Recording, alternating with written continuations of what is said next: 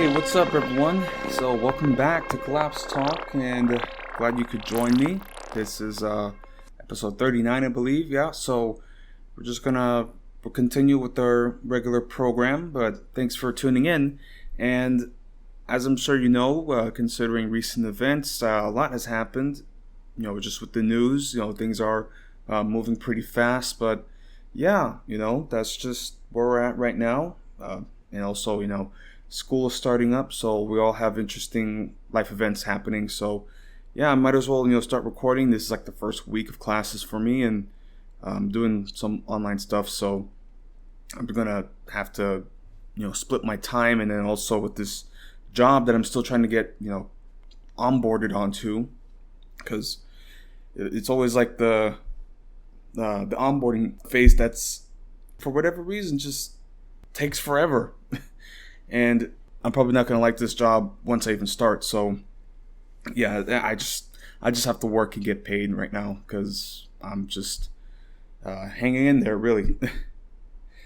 But yeah, with this show and the podcast, and also balancing with work and school, and just doing what I can, and also wanting to dive into other content. Of course, all I can really do at the moment is the podcast, and also. Since I like to, play games, I'm a bit of a gamer. Also, I'm going to try to expand on that area. It's just content, really. I mean, I want to have fun. That's really it. So I'm like starting New Vegas because I've never actually finished New Vegas. So everybody talks about it, and I'm like, I got to finish this game. So I'm going to record myself playing that. So definitely check that out on the YouTube. But yeah, so. Regardless, I want to say at least this is going to be an interesting episode covering a lot of stuff domestically, internationally, and with just also natural events. But I want to touch up at least on a new announcement from President Biden. His administration is moving to forgive up to $10,000 in student loans for those earning below $125,000, and also, they're also moving to expand on that, so they're going to forgive up to $20,000 for Pell Grant recipients. So it's like, they do something, they give us like a freebie, but it's like literal crumbs. It's like $10,000 is nothing. That's like some people are like $100,000 in debt. So it's like, thanks, I guess. And then also the interest, because that's where people get killed. So it's like, it's not enough. And like, they're also talking about right now like PPP loans and the forgiveness for that, and that's like, it's like hundreds of billions of dollars. Meanwhile, like, student loan forgiveness is like it's like not even half of that. So, and they also extended the deadline for student loan payments, which is coincidentally after the midterms, and also we have memorandums on like rent and such. So again, like. This is it's like they're just pushing the goalpost. They're just like, we can't. They have to keep pushing it back, because once business goes back to normal and people have to start paying their loans back, like it's really gonna fuck them up. And it's like that. We have up. They say like $1.7 trillion of student loan forgiveness. So it's like, first off, like, what do these borrowers contribute to the economy? Like, I'm just curious, like, what are these student loan borrowers, these debt collectors, what do they contribute to the economy? They're literally like leeching off of people's payrolls. So that's $1.7 trillion. So that was forgiven. That's $1.7 trillion that consumers can, like, save up, buy new cars, buy new homes, could put back into the economy, spend and consume, because that's really what we need people doing right now. They're complaining about the supply chain issues, that there's a backup because people aren't spending. Like there's like all these places now like making sales just to get the supply out.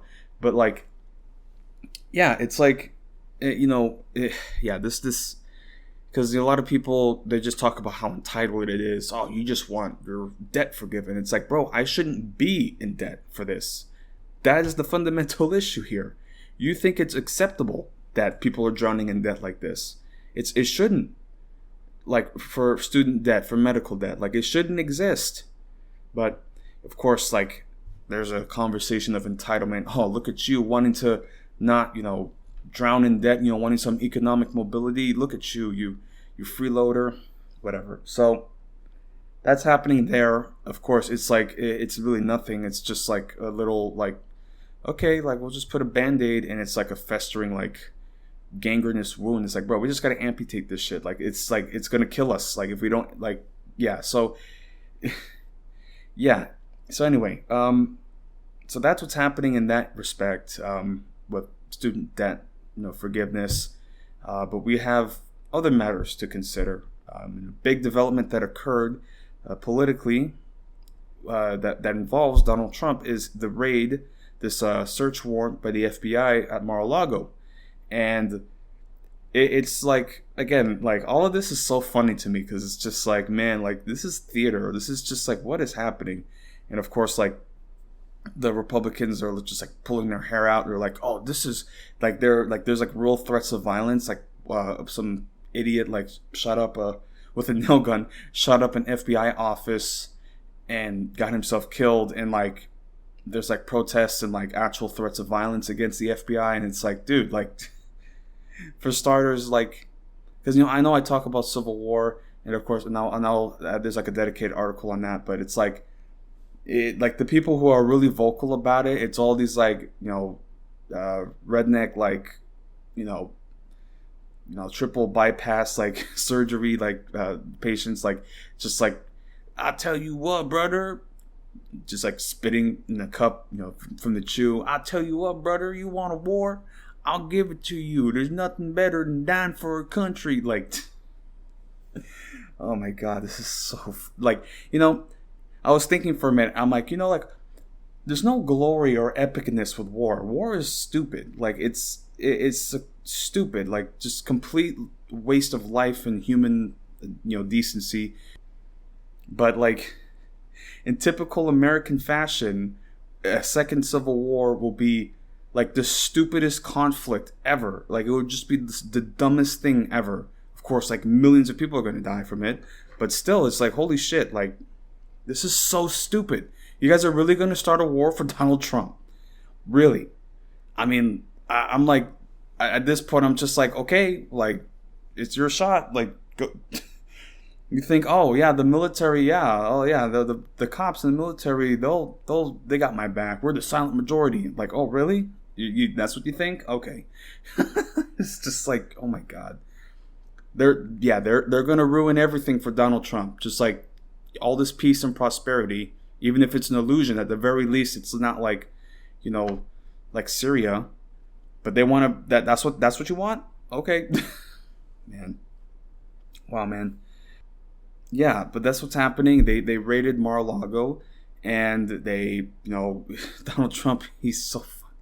This is so childish. He's just like So what they're saying is that he took some documents that it wasn't supposed to, and there were, of course, people who like had a whole I guess manifest, or a list of what documents need to be secured, and they're like, yeah, we're missing these documents, could you please surrender them? Like, there's like, they had a subpoena some months back, and then he had investigators come through, and still like they were missing stuff. So it's just all like theater. This is like straight from The Sopranos. It's just like, oh yeah, no, yeah, come on. And then like, okay, well, I'm just gonna read from CNBC, what their findings are, and just developments. So Trump, he's suing to block the DOJ from reviewing materials, and he wants to appoint a watchdog.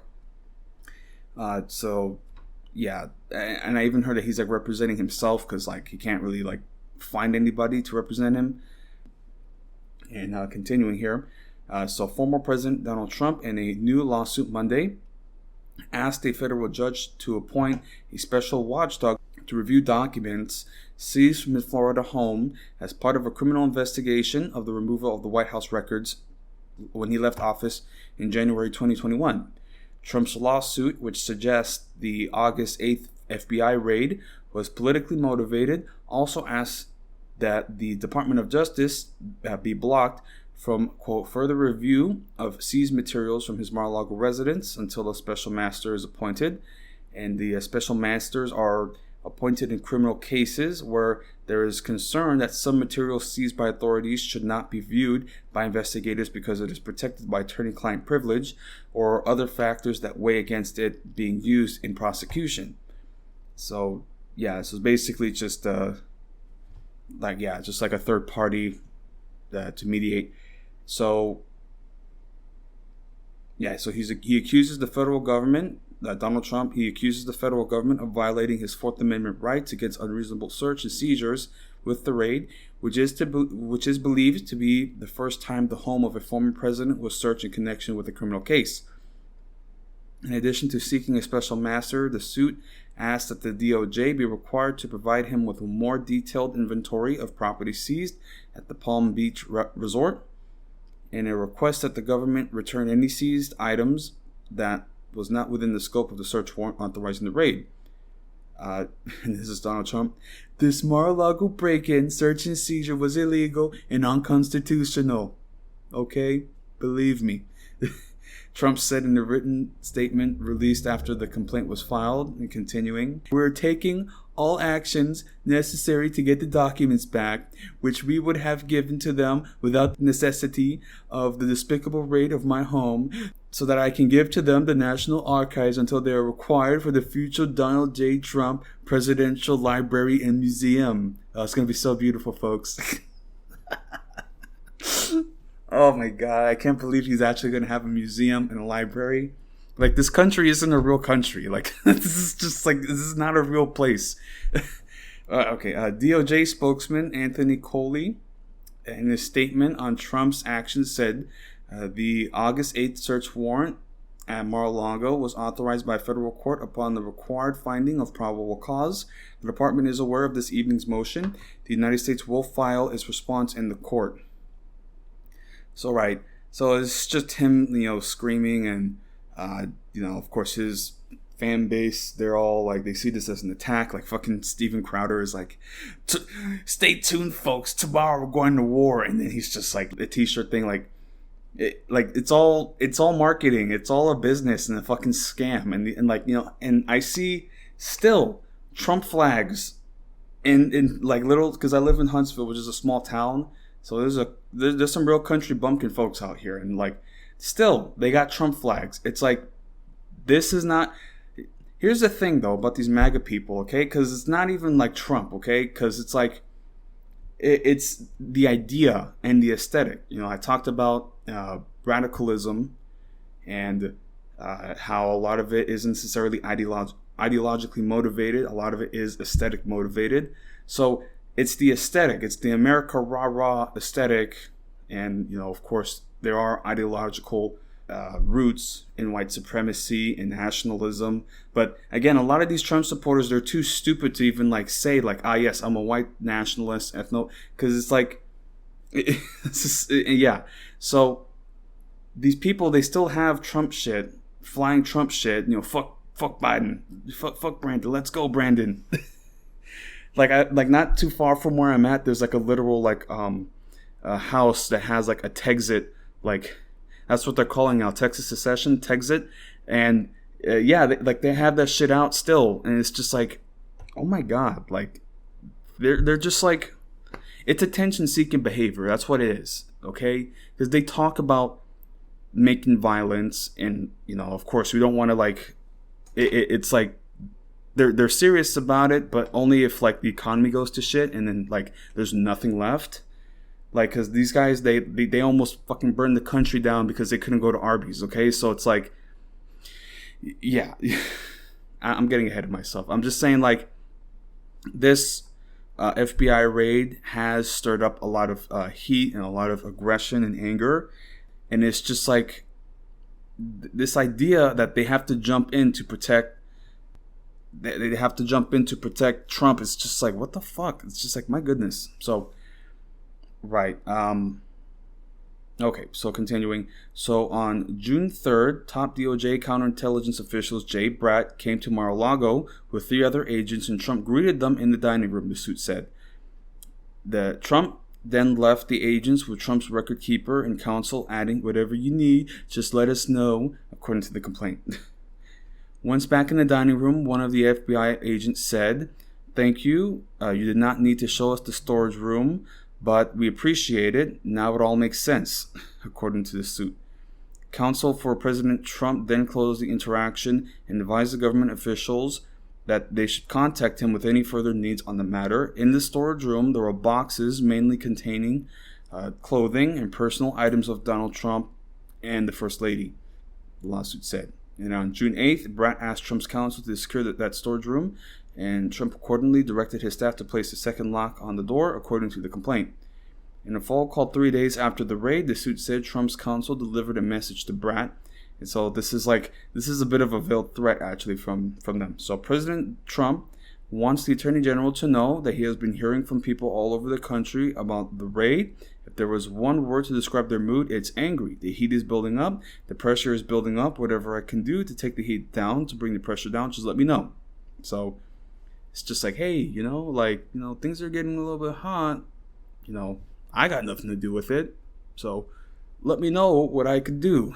And then at the same time, he's tweeting out like, this is despicable, and this is an attack. The leftist FBI, they're targeting me. And what about Hillary Clinton in the emails? Like, they're still going on that. It's just like, wow. You know what? And it's just like, even if that was like, yeah, okay, investigate the Clintons. Who cares? Like, I don't care. Of course, Democrats, they're going to protect them. But it's just like, when they talk about like a political attack, it's like, you're technically correct.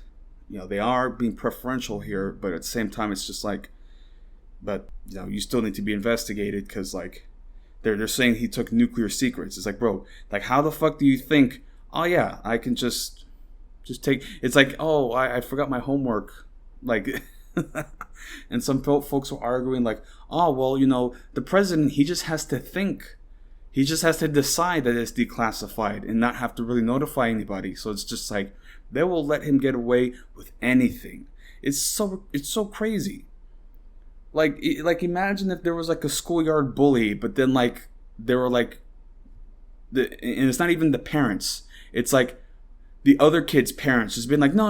He's a good kid, and the kids are like, bro, this kid is like stealing my lunch money. Like, no, he's a good kid. It's like, what the? Oh my god, it's just so funny. Oh man. Right. So again, reading some other stuff, and this is continuing from CNBC, talking about there's no political motivation behind the raid. Reading a quote from Representative Liz Cheney. She told ABC News that there was no political motivation in carrying out the FBI search of former President Donald Trump's resort in Palm Beach, Florida. Quote, "I've seen no evidence that there was any political motivation," Cheney told ABC News when asked about the Mar-a-Lago raid carried out by FBI agents. Quote, "I was ashamed to hear Republicans immediately and reflexively attack the FBI agents who executed the search warrant. I was disgusted when I learned that President Trump had released the names of the agent when he released the unredacted search warrant, and that has now caused violence," Cheney said in the interview, which aired on Sunday. She continued, "This is a really dangerous moment."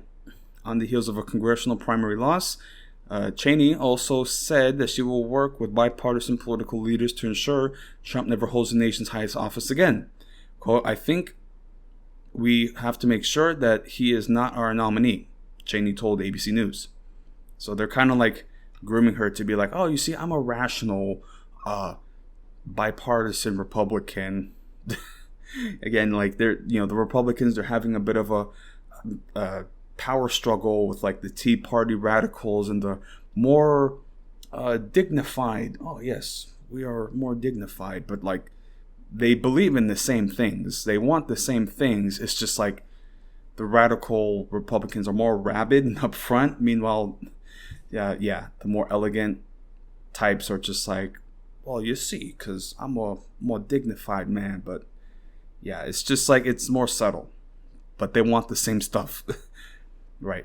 Cheney warned that Trump's characterization of U.S. elections as rigged is dangerous and disrupts the fundamental function and principle at the center of our constitutional republic. So there's just simply no way that the nation, in my view, can excuse that.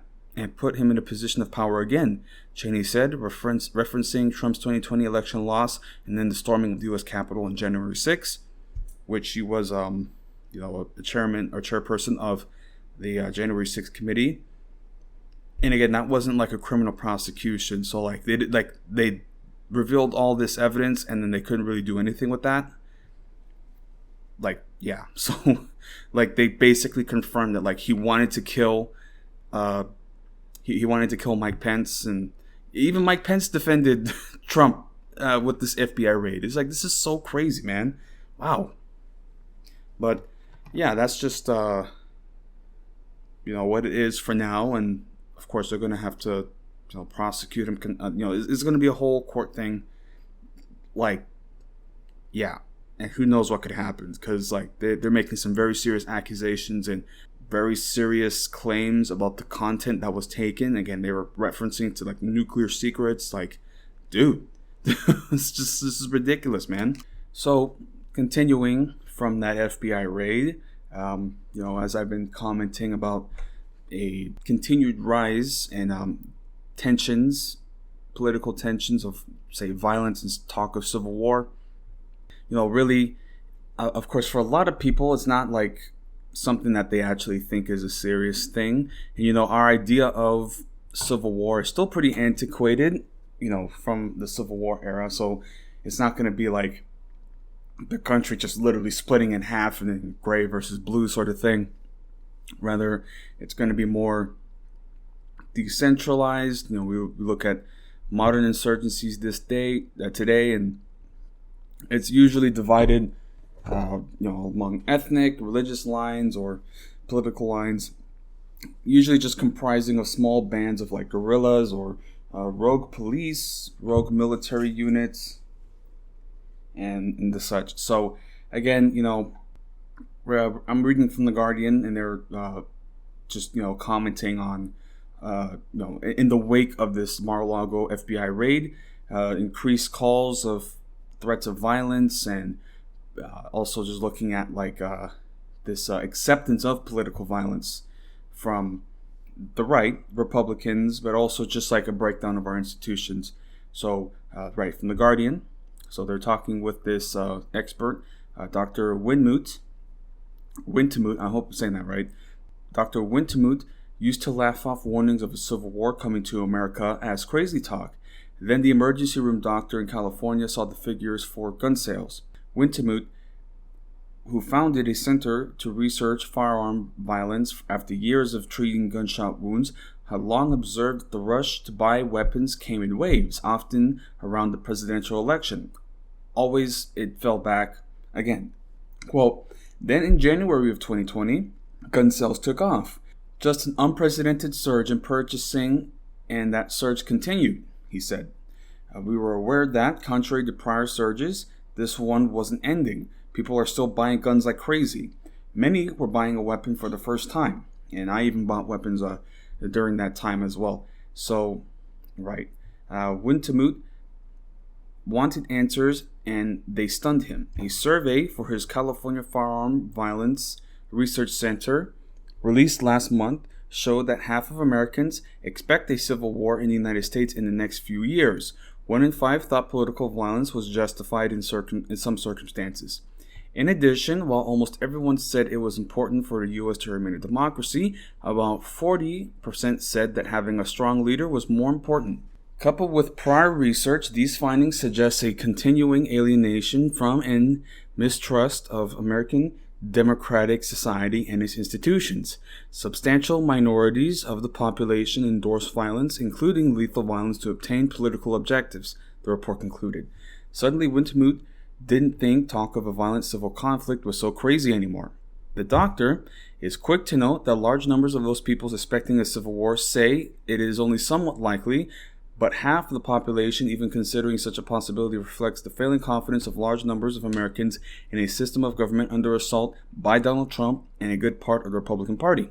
The FBI's search of Trump's Mar-a-Lago residence earlier this month for classified documents removed from the White House unleashed the latest barrage of threats of violence, this time directed at an institution widely regarded as a bastion of establishment conservatism. So it's pretty funny. They're calling the FBI leftists and they're democratic. Meanwhile, not too long ago, like they were like, "Oh, we love the FBI." Like, yeah, oh yeah, Hillary. Whenever they raided for the emails, oh yes, oh great. Yeah, and you see like people like Marjorie Taylor Greene like calling to defund the FBI, and there are some leftists that are like, oh well, I mean, who am I to stop her? But it's like, bro, they're gonna put something worse there. So, yeah, the Florida senator Rick Scott likened the FBI to the Gestapo. In Ohio, the police killed an armed U.S. Navy veteran who attacked an FBI office. In Pennsylvania, a man with a history of vaccine denial was charged with threatening to slaughter federal agents he described as police state scum and compared them to the Nazi SS and the Soviet secret police. In the days after the search of Mar-a-Lago, the FBI and Department of Homeland Security warned of a surge of threats of violence against federal agents, their families, and the judge who issued the search warrant. The FBI said these included calls for civil war and armed rebellion. Like, it's so stupid that they're willing, like, really? You're going to start a war for Trump? Really? Man, this is so dumb. This is so fucking dumb. But again, like, there's like real threats of like violence, like really, and like just complete breakdown of like the rule of law. It's just like, what the fuck, man? Okay, that comes on top of a wave of threats against election workers since Trump alleged he was robbed of a victory by fraud in 2020, and a sharp increase in intimidation of others in public service, from school board members to librarians as well as elected politicians. Wintemute said that the surge in violent threats is made more potent by rising weapons sales and what happens when you take a society that is increasingly fearful for its future, increasingly polarized, increasingly angry at itself, and throw a bunch of guns into the mix, he said. So, yeah, this is it's a powder keg. This is the way it's always been. And I know they say, because a lot of folks, they don't want more guns, and so they want folks to de-escalate, but it's like, we're up against, like really homicidal and violent people, like really, and you want me to be unarmed, especially considering how politicized our police is and our military. So let me see here. So so Trump's embrace of white nationalist groups such as the Proud Boys and Oath Keepers also brought armed militias into mainstream politics, helping them to infiltrate local police forces and the military. In December, 3 retired U.S. generals said that Trumpism has infected parts of the armed forces and noted the disturbing number of veterans and active duty members of the military who took part in the attack of the Capitol. They warned of the potential for lethal chaos inside our military if the result of the 2024 presidential election is disputed.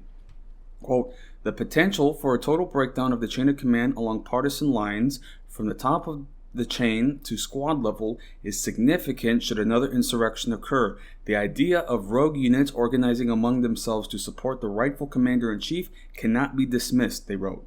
So, like, this is serious, man. People are sleeping on this shit, man. This is a coup. They're planning this. They already did their rehearsal. Dude, like, this is not a joke. This is a red flag warning, for real. Right, continuing. It really does feel a pivotal moment in American democracy, says Mason. Quote, we're probably going to see more violence. I don't think we'll see less in the immediate future, but ultimately the way Americans respond to violence will determine whether it can be calmed down or whether it spirals out of control. Kleinfeld said she is not optimistic. We're going to a point where if the Trumpist faction wins, I think we'll see sustained extremely high levels of violence for the foreseeable future, and if they lose, I think it'll be worse, she said. And let me see what else, because they talk about Kleinfeld, and she was commenting about violence. Okay, right. So to Kleinfeld, that in part explains the significant number of Democrats also prepared to justify political violence in certain circumstances. 13% compared with 20% of Republicans. And she said that nonetheless, actual acts of violence almost entirely from one side. Quote, what that suggests is that the American people are very frustrated with our democracy, and I don't think it's working, and don't think it's working. But Republicans think they can get away with violence and it can be normalized by their leaders, whereas Democratic leaders are keeping a check on their side. But it's not to say that that will be forever, she said. Underpinning all of this are America's changing demographics and the diminishing of white political power. Wintmut surveys showed that 1 in 3 people buys into the far-right Great Replacement conspiracy theory that white Americans are being supplanted by minorities, cited by the murders of dozens of people in recent massacres from Texas to New York State. The Great Replacement theory is also regularly aired on Fox News. So this is whole multifaceted, like all these problems. It's political, it's racial, it's economic. Like, it's a whole house of cards. But I talk about the Great Replacement theory, and they explicitly point out, whites losing power. It's just like, this is a dangerous time, and a lot of this has to do with white nationalism and white supremacy. I mean, it's not a surprise.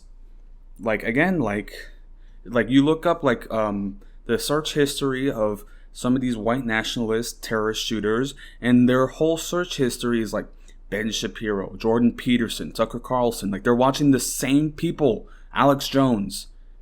It's just like, that's like, dude, like, this is like, seriously, man. How does anybody look at this and truly believe that things are going to be okay? Truly. Like, I don't, like, again, like, it's just like, people are so, they got the head up their ass, and then, like, once the shooting starts, they're just like, what? It's just like, again, I say this again, like, there's the only thing left to do is to fold up my arms and say I told you so, because it's just like, this is so obvious what's happening. It's so obvious. And then you guys get caught up in when shit goes sideways, and it's like, I never saw this coming when all the signs were there. Again, so, you're hearing it here, and you're hearing a pretty, like, extensive breakdown of all the factors that play into the potential for civil war. Okay, of course, though, it's like these right-wing nut jobs on TikTok, just like, oh, well, I'll tell you what, you think you can come here and you can think you can boss around Donald Trump? I'll tell you what, brother. Like, of course, it's like so dumb, but like a major factor is the economy. And if we get another depression, like a true depression, where the standard of living just falls under us, okay? And this isn't like, with the first Great Depression, because at least in that time, like, people, like, they were still, like, emerging as, like, how do I say this? Because there was the Roaring '20s, of course, and that was some economic prosperity, but not to the level that we have today. Because, like, the prosperity, and I put that in quotations, it's like, it's everywhere, and that's all we've known, that's all we've lived through. And we had, like, the 2008 recession. Of course, that was a pretty big economic slump. People getting unemployed and foreclosed. But, like, dude, like, a depression now, people losing their jobs, getting evicted, that is going to just rip everything apart. Okay, there's a reason why they keep, like, as I said, there's a reason why. Okay, we'll forgive 10,000 and we're gonna push back payments. It's just like, because once everything starts up again, that, like, nobody's gonna pay it off. Like, they can't. Like, nobody can pay this off. Yeah, man. Like, again, this is just really bad, dude. It's really, really bad. Like, I'm being upfront. Like, I want to start working, because a major part of why I want to work and have, like, a 9 to 5 is so I can arm myself and be prepared for a potential for violence. Because, like, I'm sorry, man. Like, I'm not going to be caught lacking, okay? Because I live around, as I said, I live in Texas, and this place is going to be a bloodbath. That's all I have to say, right? But speaking on Texas, not something so... It's still a serious crisis issue, but not so dramatic or depressing, really. But it's still really bad. It's this record loss of teachers in a year. So they're saying that up to 43,000 teachers have left the state. Like, wow, that is embarrassing. Okay, and I know a couple people who are like, they're just now, like, becoming teachers. So it's just like, I want to get their thoughts on what's going on, because like I would not want to be in an American public high school right now. Like that has got to be the worst place to be right now. There have been times where I've been delivering, and like I never really like, because like when you're accepting the order, you get like a map overhead of the destination, like the picking up the order, and then the destination, the drop off. And like sometimes I just like accept it quickly and I never pay attention, and then I'll get to the drop off and it's like, fuck, it's a high school. Like I'm just like, okay, let me drop off the food and get the fuck out of here. It's just like I don't want to be around this. So right. Again, this is not me knocking kids, because of course, like, you know, kids got to go to school, but like the state has just ruined public education, just ruined it. And it's funny too, they're saying that Governor Greg Abbott has issued a task force, but they're saying 5 months later, the group has yet to make any recommendations. Even then too, they only had initially 2 teachers, and then they expanded it to 52 after some criticism. But it's just like, they're like, Greg Abbott's just like, oh yeah, do you have any recommendations? And just being frank, it's just like, yeah, resign. Your administration, the entire cabinet, the attorney general, the lieutenant governor, all the Republican senators, resign. And then we can fix this public education issues and a lot of other issues too. It's just like, this is just ridiculous. Okay. And also you see stuff like Fox News now, they're talking about, you know, the teacher crisis, you know, the teacher shortage, and they're just like, oh, what? Why are we? Of course, they put it on Brandon, and they completely ignore the years of like just outright hostility towards teachers. You know, saying that they're radicalizing our children to communism and teaching us to hate our country, and critical race theory and all this bullshit. It's just like outright hostility. And then what a surprise! Nobody wants to be a teacher. I mean, I've been told that I should consider going into teaching, but I just told them straight up, I'm like, I'm not working in these schools, okay? I'm not, because like the curriculum that you have to abide by, like, you know, some school districts in Texas, they're trying to change the language so you don't talk about slavery. It's more like involuntary relocation, or, you know, it's like a semantics thing. And again, you know, as a teacher, I would teach some really controversial subject matters and be very upfront about some things. And, you know, again, you know, that's the thing with, you know, working in public schools, and you're going to have a kid who is raised in a conservative household, and of course they're going to complain, and the parents are going to get involved, and then like it's like, yeah, that's not worth it. It's just not worth it. So it's just like, yeah, and that's probably why a lot of these teachers are leaving too, because they have to deal with outright hostility. Let's see here. So I'm trying to read here. Well, like the reasons why, because it's multifaceted. It's not just, you know, the teachers leaving, but also like, yeah, it's a whole bunch of stuff. Because like they're saying like teachers have to spend like hundreds of dollars with very little reimbursements, and they're also like they ban books. Teachers having to pay out of pocket for school supplies. Like it's ridiculous. It's just ridiculous. And, you know, Texas is just, again, I'm not having kids here. And if I do, I'm homeschooling them. Like, and it's just like, I you know, when I see some of my friends who have, like, they're just going to stay here in Texas and they are talking about having kids, I'm just like, Godspeed. I mean, of course, like, I can't say anything because, you know, people get very defensive, but it's just like, Godspeed, okay? Because things are not going to work out here. You know, that's the thing, because it's like, you know, I'm not a Texas native, so like I can truly be pretty objective about this place, and there's a lot of good qualities about Texas. You know, I like that. You know, I like country aesthetic. You know, I like country music when it's not like, you know, trashy, I guess, or, you know, just being like, yeah, I'm on my Ford, little bitty chicken fried. It's just like. I mean, it's fun, don't get me wrong, but then you ask about politics where they're standing, oh man, I love Trump. I'll tell you what, brother, it's just, yeah. So, yeah, man, you know, I would prefer like the Matthew McConaughey, Willie Nelson type, country folks, who at least are progressive, and they don't gotta, stick up their ass like some other folks. But yeah, so that's, with this teacher shortage, it's not just Texas, it's everywhere, but Texas is having the worst of it. Yeah, for obvious reasons.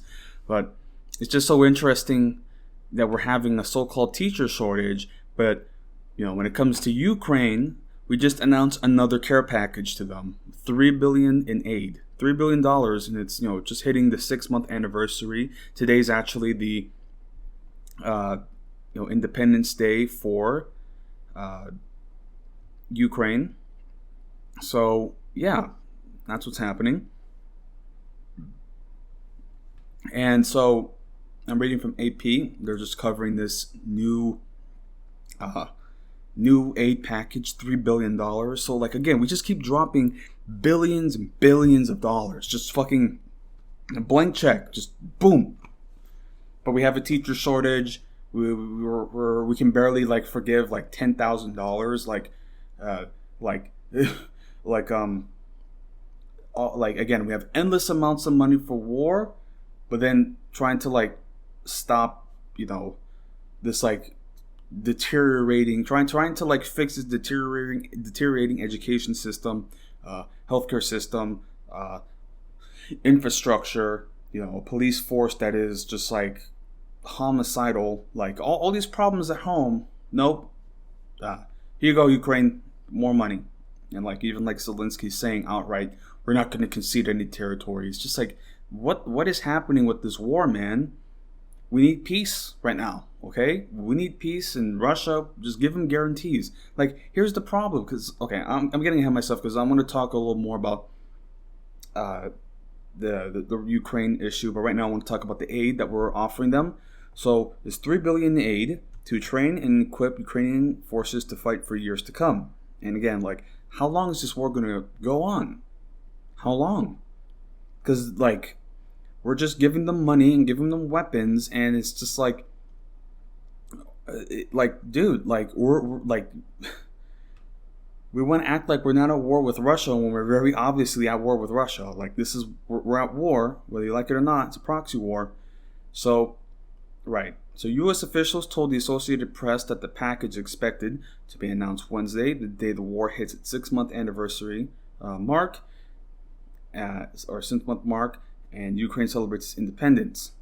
The money will fund contracts for drones, weapons, and other equipment that may not see the battlefront for a year or two, they said. The total of the aid package, which is provided under the Ukraine Security Assistance Initiative, would change overnight, but not likely be much. Several officials spoke on conditions of anonymity to discuss the aid before its public release.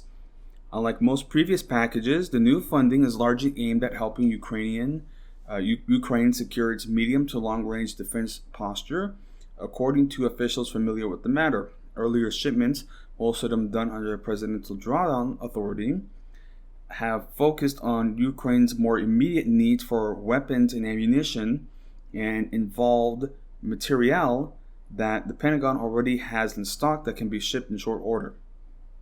So yeah, I mean, we're, like what I was talking about with our retail stores, we have all these supply backlogs. Like, it's the same thing with the Department of Department of Defense. It's just like we have so many weapons and so much equipment and bombs and ammunition. It's just like, yeah, just get this out.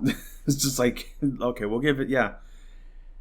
Right. In addition to providing longer-term assistance that Ukraine can use for potential future defense needs, the new package is intended to reassure Ukrainian officials that the United States intends to keep up its support regardless of the day-to-day back and forth of the conflict, the official said. NATO Secretary General Jens Stoltenberg noted that the more extended focus Tuesday as he reaffirmed the alliance's support for the conflict-torn country. Quote, winter is coming and it will be hard, and what we see now is a grinding war of attrition. This is a battle of wills and a battle of logistics. Therefore, we must sustain our support for Ukraine for the long term, so that Ukraine prevails as a sovereign, independent nation, Stoltenberg said. speaking at a virtual conference about Crimea organized by Ukraine.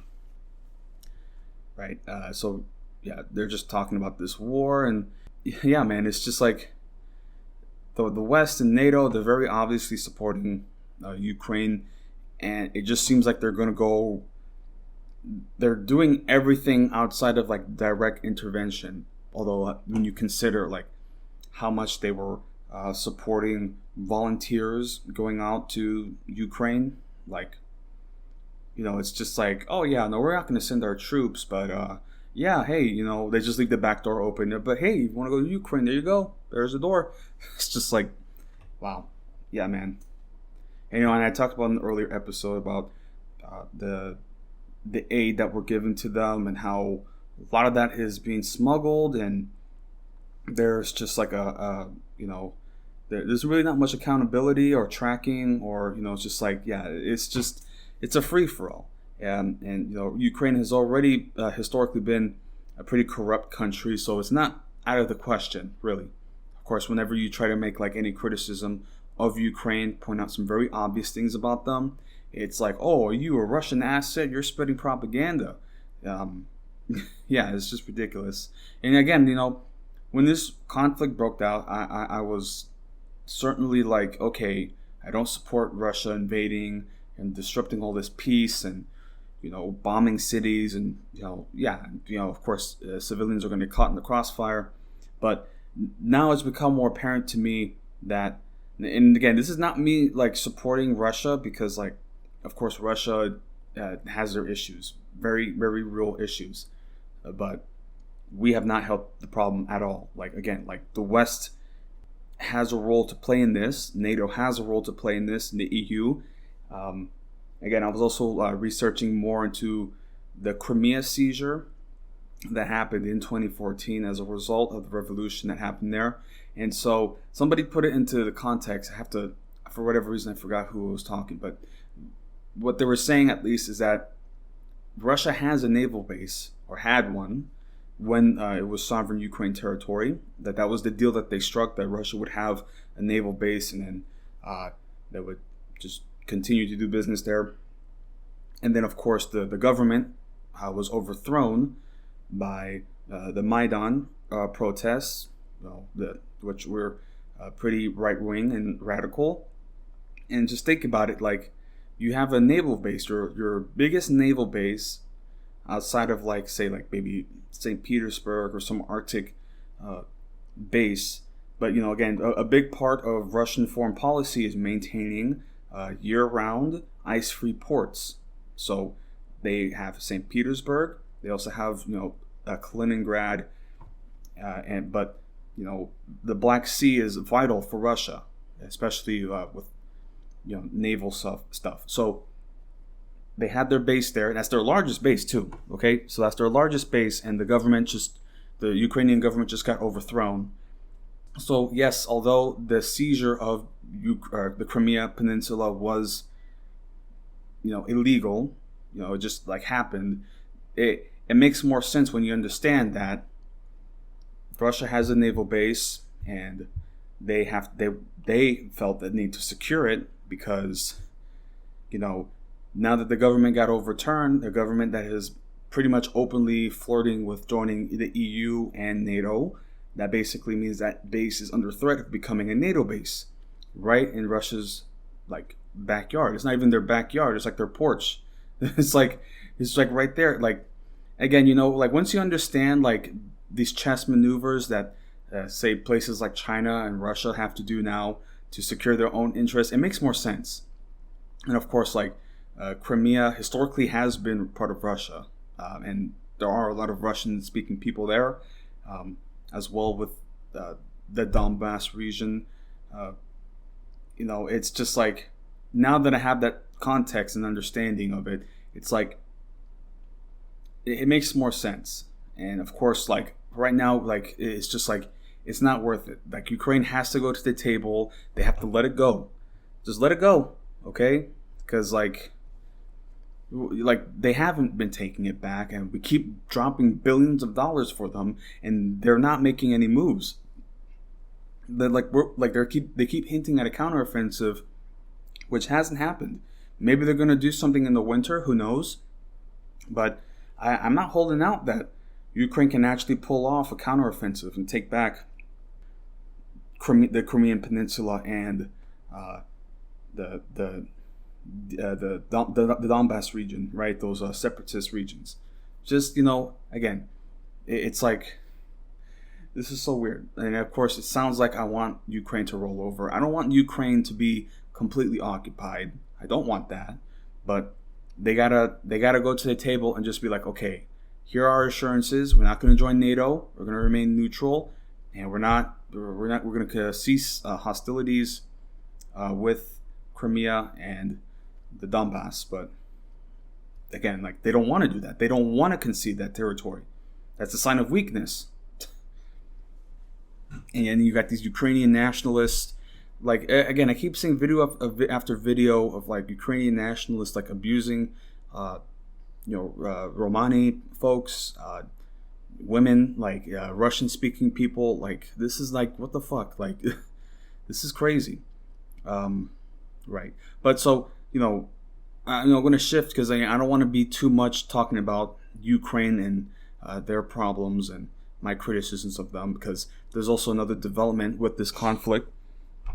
And this is some real, like, James Bond, like, Cold War era, like, espionage that's happening here. So there was a recent assassination of the daughter, Daria Dugina, the daughter of a far-right political, they call him Putin's brain, which I don't really think that's the case, but yeah. So, yeah, the daughter of an ultranationalist figurehead, Alexander Dugin.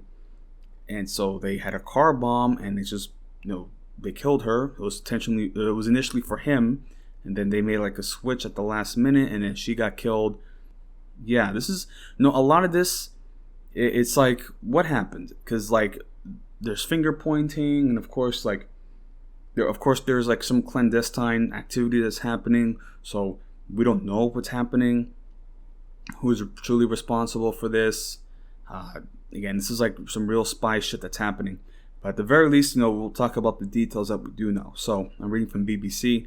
Russia has accused Ukrainian special services of killing the daughter of one of President Vladimir Putin's allies in a car bombing during the weekend. Daria Dugina, age 29, died on Saturday when a vehicle she was driving exploded near Russia's capital, Moscow.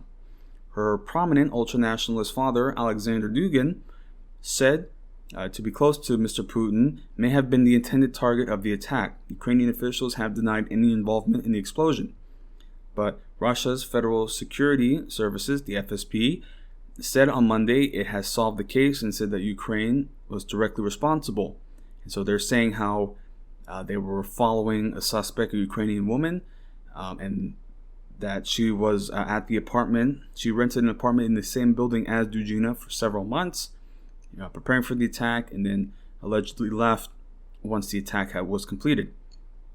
So it's very interesting that they're saying that. They're like, so we're following a suspect, and then she was able to assassinate one of our political, because like this I don't really know about her too much. Like, again, this is the first time we're really hearing about her, but supposedly she was also continuing her father's work. People call her a Nazi, Nazbol. Yeah, again, they're nationalists, so yeah, and I'll expand further on his ideology, but it's like, so they killed a political activist, a pro-Putin, pro-Russian nationalist activist, initially trying to target her father. But it's like, if the FSB already had a suspect, and then she just managed to kill somebody, and then she just miraculously leaves the country, it's like, yeah, again, this feels weird. It's like either they like let it slip, or like that was intentional. They just had somebody to say, oh well, yeah, we have a suspect, we already solved it. Like, who knows? Like, this, yeah, again, this is a very weird situation that's happening. But then at the same time, it's like, why would Russia kill one of their own if supposedly Alexander Dugin is like the brain for Putin? Like, what, you think he's going to actually like try to get his daughter killed? Like, don't you think they would get somebody a little, more expendable? Yeah, it's weird. I don't like, this is weird. Right. So we're just reading further.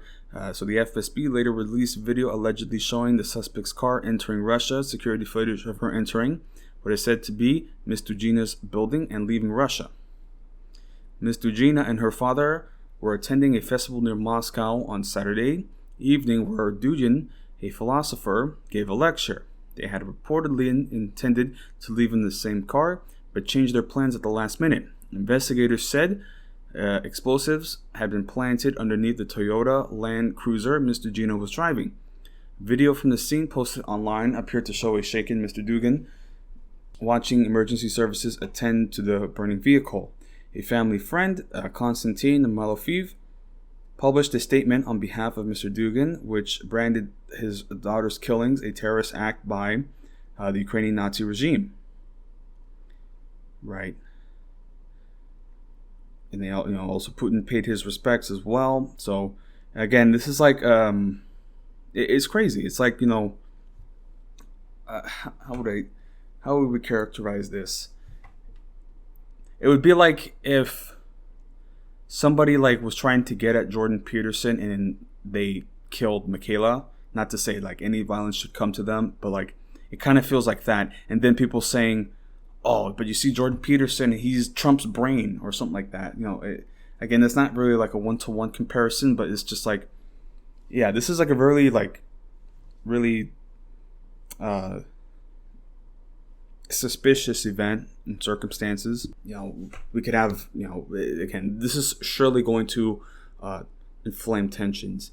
And it's also really interesting too, and again, like, it gets really annoying when I'm online and then I see people like dunking on something like this. Like, people like are genuinely happy that she got fucking exploded. I'm just like, what the fuck is, dude? I mean, again, I don't know what her politics was. I mean, if they're saying that she was an ultranationalist and like a Nazi sympathizer, then okay, yeah, problematic. But we probably shouldn't be celebrating somebody getting like exploded and burning, to a crisp. Like, again, it's just like, I don't know, man. It's just so weird. So they're continuing with other speculations, and so there's this analyst, Yekaterina Shulman, saying that the outrage of anger amongst pro-Kremlin commentators in response to the car bomb attacks appear suspicious. Quote, "The reaction was immediate. It looks as if they were waiting for something like this to happen."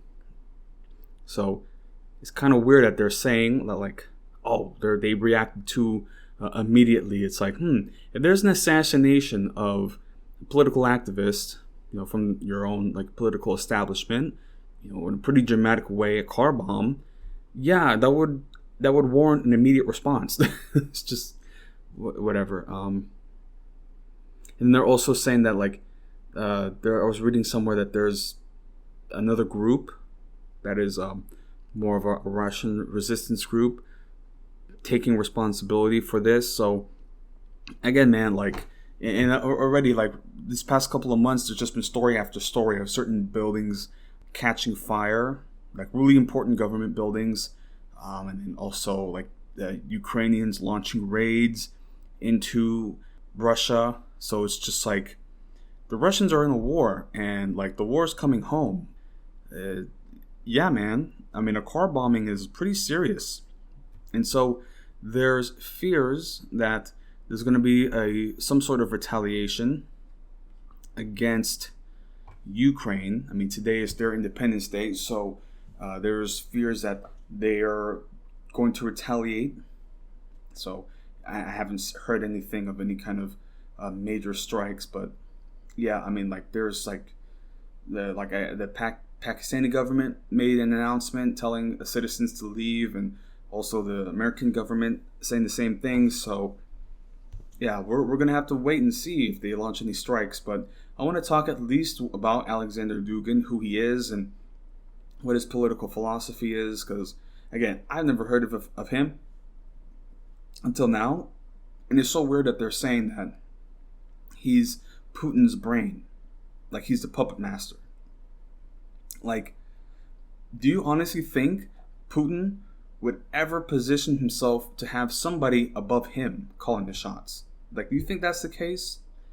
Like, Putin is about power, and he just wants to maintain his own wealth, but also like Russian national sovereignty, right? To stand up against the West, because again, like they have these oligarchs, and it's all a business for them. Okay, so it's a mob. It's he's a czar. That's kind of the way he positions himself as a strong man. But this idea that he has some like far right, alt right, like they kind of describe him as a cult leader, trying to call the shots for him. Like that to me seems kind of like it seems a bit much. So again, like this assassination of his daughter is so weird because it's like so many different things. So like the Ukrainians trying to assassinate him, it's like, why would they? Because like he doesn't even hold political office. So he's just a guy who talks about Russian nationalism, but like that's all he does. He could have gone over some like real military leaders or real political leaders. Instead, they go after some random, basically like he's just a blogger, really. And then on the flip, it's like, okay, so what if it was the Russians doing it against themselves? I mean, of course, like Dugin, as I said, he's basically a blogger, but he's still pretty prominent. And if at the very least he's not in on it, at the very least, if the government wanted to assassinate somebody, they probably would have gone for somebody more expendable, not somebody like the actual daughter of like a pretty significant philosopher. Probably somebody who's again, I'm just speculating because I don't know what the hell's going on, but it's just like it's weird. Like it's just like, what? Like, wow, we're like really in uncharted territory. And then who knows like what kind of response we might get, either the Ukrainians or one of us, one of the Western powers. Who knows? Right. So just talking about this guy. So for years, analysts and observers have offered competing views about the 60. I'm reading from Al Jazeera. For years, analysts and observers have offered competing views about the 60-year-old political philosopher's true level of influence among Moscow's political elite. This week, the long-standing debate has taken on a new intensity after his daughter was killed by a car bomb in the Russian capital. Moscow has accused Ukrainian secret services of killing Dugin's daughter, Daria Dugina, a claim rejected as propaganda by Kiev. There is growing speculation that Dugin himself may have been the target of Saturday's attack, reflecting his prominence as a leading advocate for Russia's invasion of Ukraine. And so they're talking about his philosophy.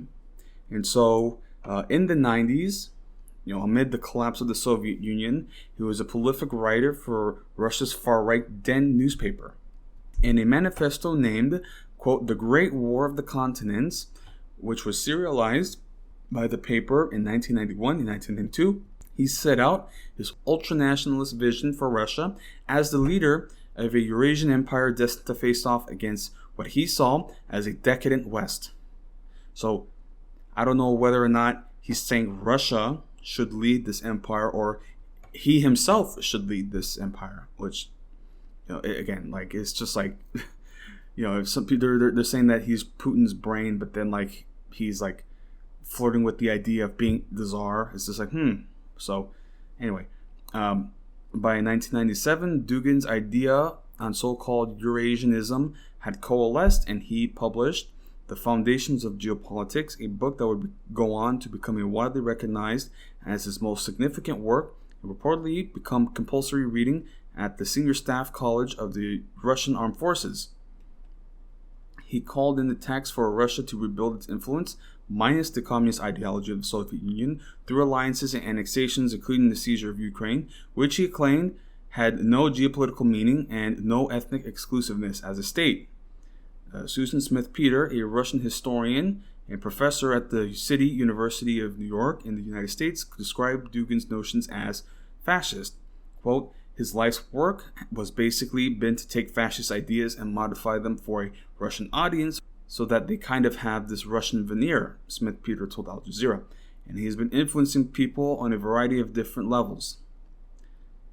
And yeah, so I mean, again, they're saying that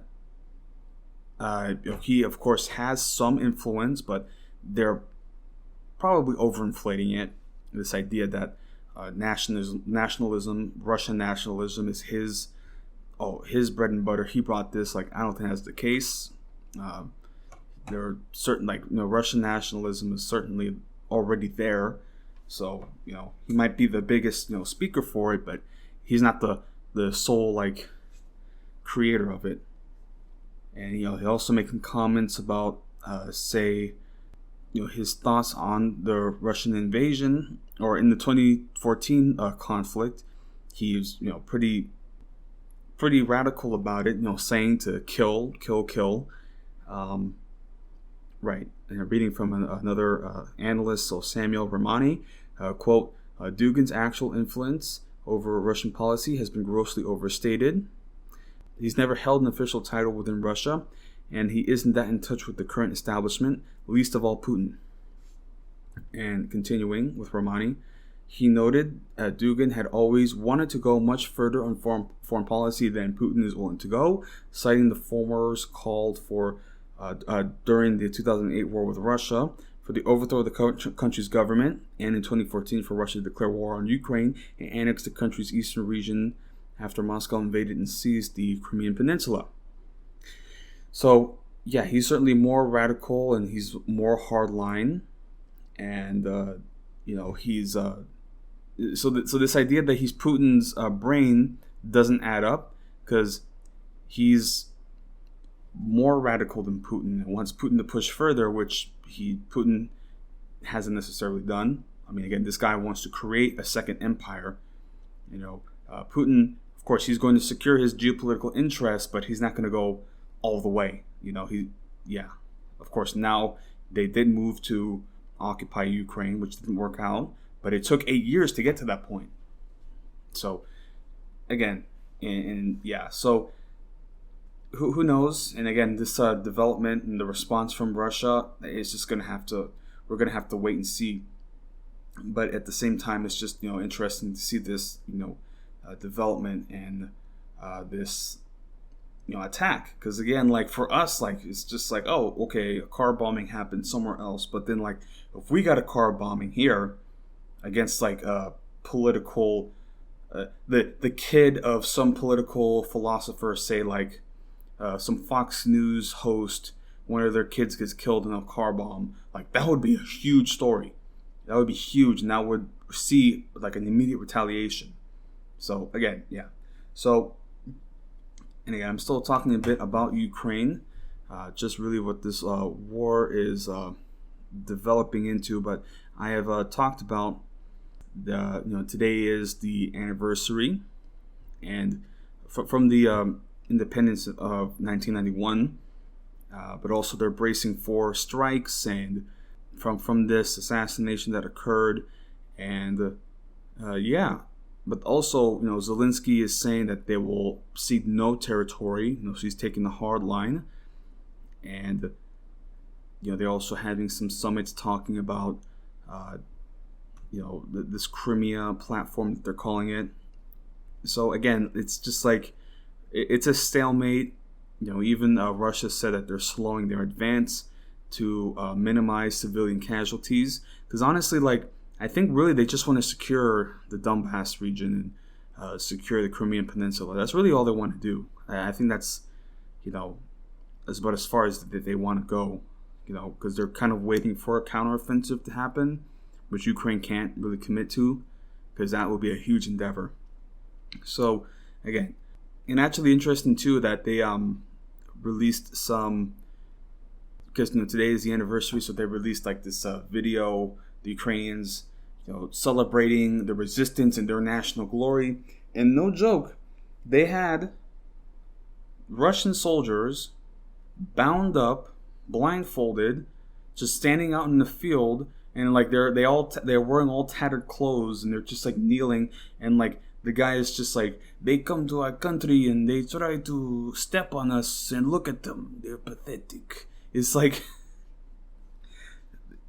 they're like that's abuse of those prisoners. They're being paraded for propaganda purposes. Again, like, and I'm not kidding you. They were like in their underwear, tattered clothes. So it's like they were like bound up, and it's like I'm just like, what the fuck? And like, and again, like, you have some people online like cheering this on, just being like, ha, yeah, and then talking about how, oh yeah, well, you see, they execute, the Russians execute prisoners, so this isn't as bad. And yeah, man, it's just weird seeing the people like online like cheering on, like, because I mean, I watch combat footage quite a bit, but they'll show videos of, say, a Russian soldier dead on the street, or a Russian soldier stepping on a mine, or like a drone footage of like literally like a Russian soldier just like getting shot and bleeding out and like crawling in a field, and like people are like, they get off on that shit, man. And it's just like again, like I only watch it just to contextualize this conflict and to understand like the realities on the ground, but it's really sad, like seeing somebody die on camera, and then like other people are like, they'll put like dubstep music on it, bow, bow, and then it's just like some guy like just crawling, and I'm just like, what? And then you read these comments, yeah, fuck yeah, Slava Ukraini, yeah, get them orcs. It's just like, war makes man a beast to mankind. It's really sad, it really is. And of course, if you try to like be more balance, at the very least, not literally dehumanize people dying. Oh no, you're a Russian asset, right? So yeah. And then also they're talking about this nuclear power plant in Zaporizhzhia that's under threat, because they're talking about like initially, like I watched the live stream as the Russian forces were going in, like they were shooting inside the facility.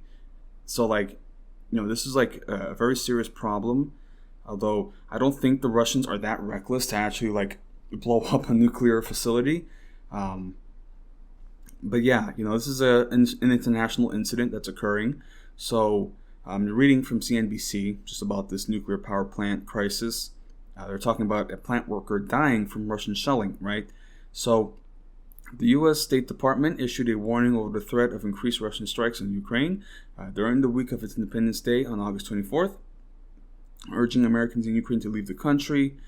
Kiev is bracing itself for a fresh Russian attack that its president, Volodymyr Zelensky, has warned may be particularly nasty.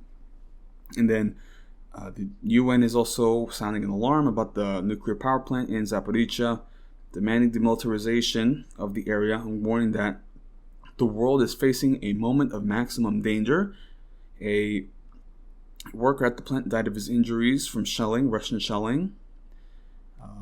Right, and also they're talking about the grain. So they're exporting grain up to 700 metric tons, 700,000 metric tons. So yeah, pretty significant developments. I'm gonna read further, but yeah, they're the International Atomic Energy Agency. They're making requests to visit the facility, so they're just gonna have to wait and see, right? So Ukraine told the International Atomic Energy Agency that Russia renewed shelling over the weekend at the Zaporizhzhia nuclear power plant. Ukraine reported damage to a laboratory and chemical facilities at the nuclear facility from Russian shelling. IAEA Director General Rafael Grossi said in a statement, Grossi said that there were Ukrainian reports that some of the transformers were also damaged. Quote, "These incidents show why the IAEA must be able to send a mission to the power plant very soon. I'm continuing to consult very actively and intensely with all parties so that the vital IAEA mission can take place without further delay." He added that a site visit by IAEA inspectors is expected to take place within the next few days, provided the ongoing negotiations succeed. Right? So, this is just the thing that's happening, and we're just going to have to follow it. It's just like there's so much that's happening, so much that's like evolving for this conflict. And with, again, they're talking about a nuclear power plant. So it's just like, man, this could really go south. Really, they're saying it's like the largest power plant in Europe, nuclear power plant, in the middle of a war zone, getting shelled. And Ukraine already has Chernobyl. Like, that's crazy. Like, one in the opening days of the war, like, there was a battle in Chernobyl. It's crazy. So that's Ukraine, and of course I spoke quite a bit on that, but of course it is an important subject matter, and today is their anniversary, so I wanted to see at least if there were any kind of missile strikes that they were talking about, but I haven't really kept up with it as much. But yeah, so that is Ukraine for now. And before I wrap up with this international sequence or segment, I do also want to talk about, not necessarily it's like political, geopolitical, or economic, rather it's more internet drama. However, it's like a very serious situation that's happening. And this really speaks to the weaponization and it's like a shadow war that is permeating online, right? So we know stuff that happens, right, with certain influencers getting doxxed or getting swatted, right? And so people have died from swatting. Like, people have been shot, and like these trolls online, these fucking losers, like, they laugh at it, like it's a hit. That's what they're trying to do. Yeah, like, they got nothing better to do but to harass people online.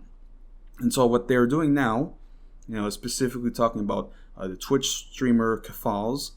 I don't really keep up with her, but Clara Sorrenti, right, who is a trans activist in Canada, Twitch streamer. Yeah, I've seen her on Twitter a bit, but it's like this new development of her getting swatted, and also of her being harassed, and basically her family getting harassed and terrorized. Like, this is very serious. And already, like, this website they're talking about, Kiwi Farms, that they're trying to get Cloudflare. I think that's their hosting site. Like, it's a whole campaign. It's a war. It is. It really is. But right, just talking about Kefals getting doxxed and swatted like this, and she literally has to like flee Canada right now. So yeah, man, it's like, because some people have criticisms of her, and yeah, okay, whatever. But at the same time, it's like, all I know right now is that a trans woman is being threatened and terrorized by these lunatics online. So that's all that needs to be said. Like, this is unacceptable. So, right. So I'm reading from CBC, the Canadian site, talking about her swatting by the police, right? So transgender activist and internet broadcaster Clara Sorrenti of London, Ontario, says she's leaving the country for a time, at least to escape unrelenting harassment that has become really bad.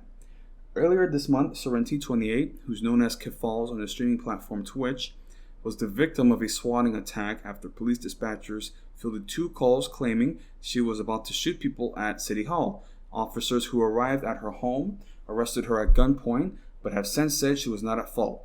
Like, she even had her computer equipment seized, and luckily she got it back, but it's still just like, even though like it was a mishap and like a mistake, like, getting swatted is a seriously traumatic experience.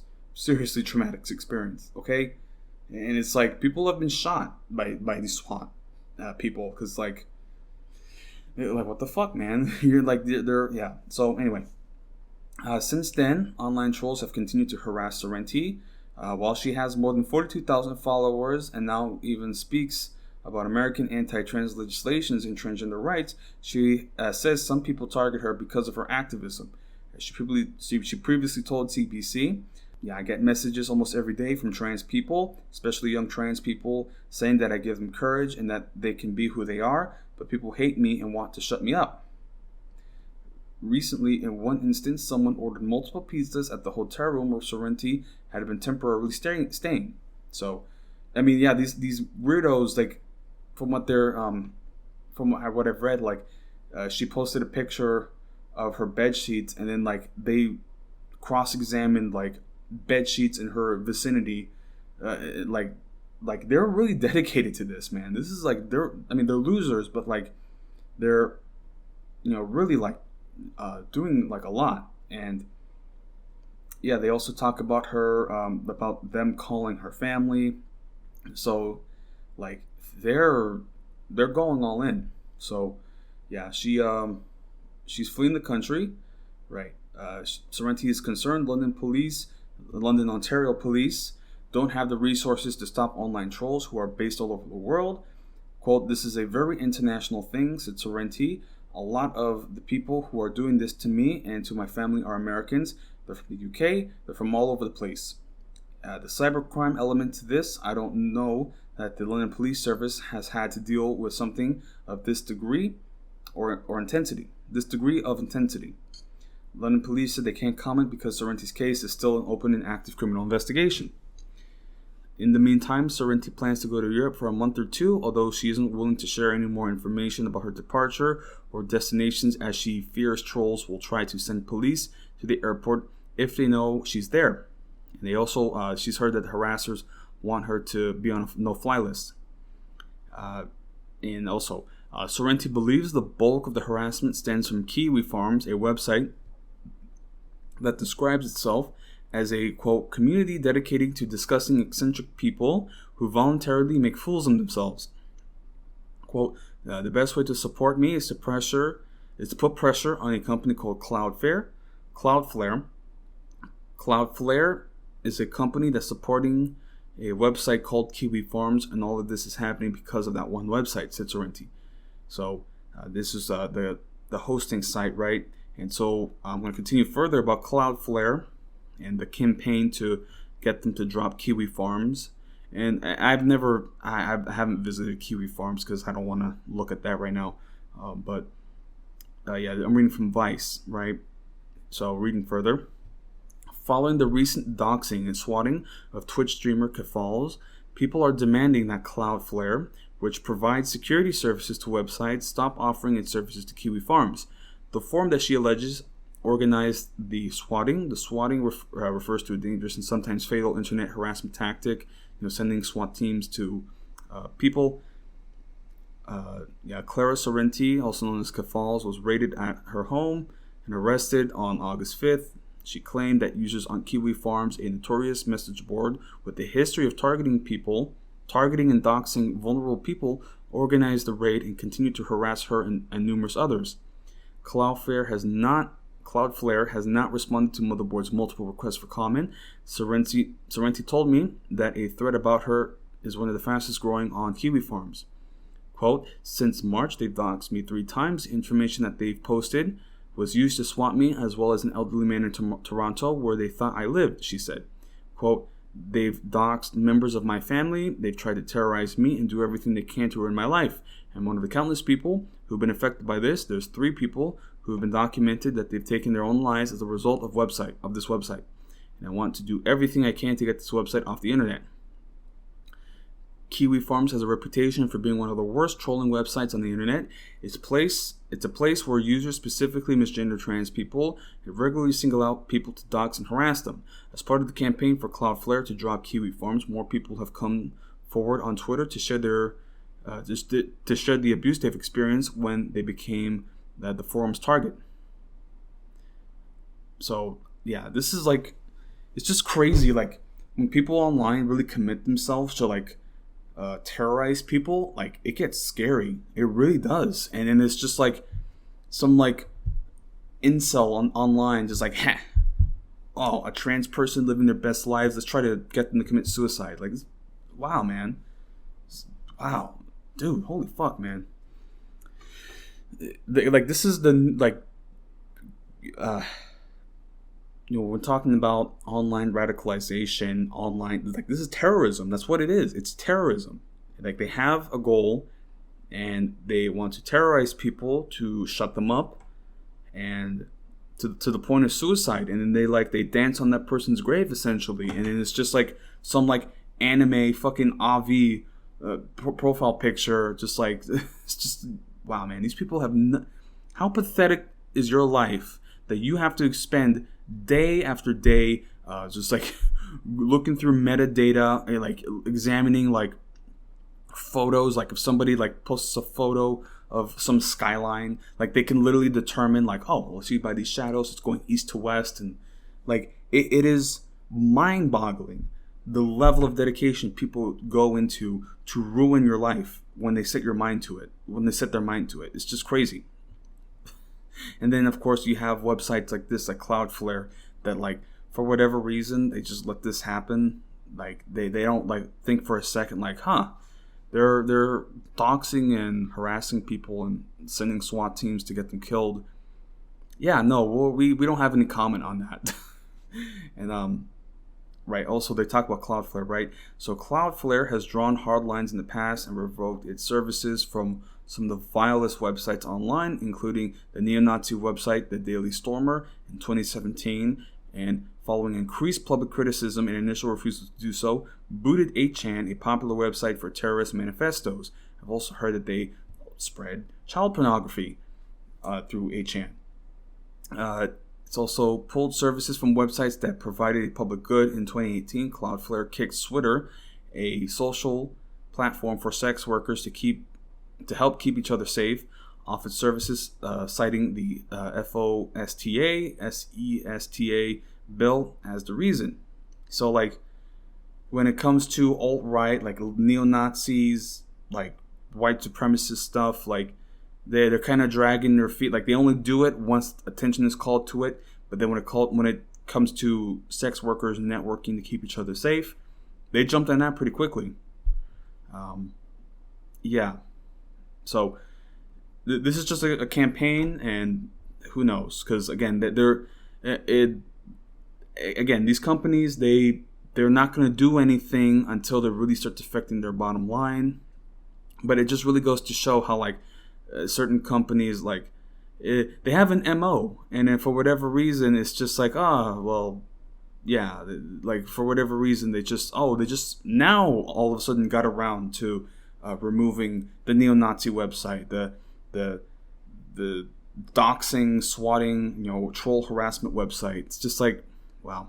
But man, this is scary, man. And like I kind of like think to myself, like, if I reach a certain level of influence with this program, like there's a good chance that I could become a target.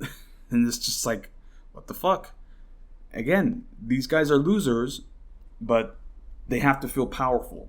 They have to they have to get something because their lives are already miserable, and so they have to make others miserable or spread fear because, yeah, they got nothing else going on.